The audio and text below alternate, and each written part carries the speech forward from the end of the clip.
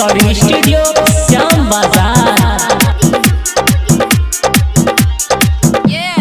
DJ पे dance कालो dance कालो dance कालो ओ यार नवरात आ गइल। हाँ ओ यार नवरात आ गइल कि माई के मूर्ति धालो कलश धालो पूजा कालो ओ यार नवरात आ गइल। हाँ ए भाई नवरात आ गइल।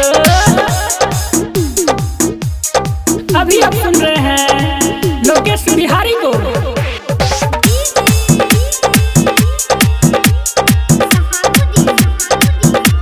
ढोल बजाई आ घंटा बजाई साथे माई के पंडाल सजाई पंडाल सजाई।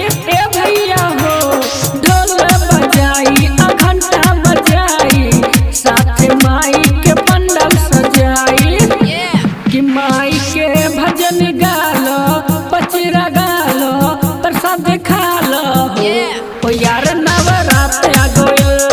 हाँ ए भाई नवरात आ गइल।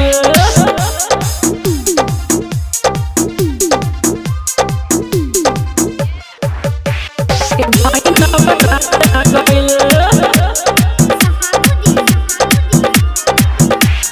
सरुआ पे अइले मैया के सवारी सतो बहिन भैर भैया के दुलारी। ए भैया हाँ सरुआ पे अइले मैया के सवारी सतो बहिन भैर भैया के दुलारी कि मैया के दर्शन पालो शीश झुकालो मके मनालो ओ यार नवरात आ गइल।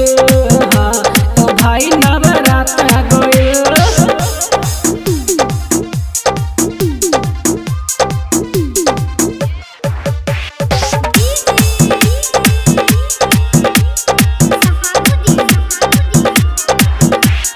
लोकेश बिहारी के गाना बजा के नचो ओ भैया सब धूम मचा के। अरे नचो हो लोकेश बिहारी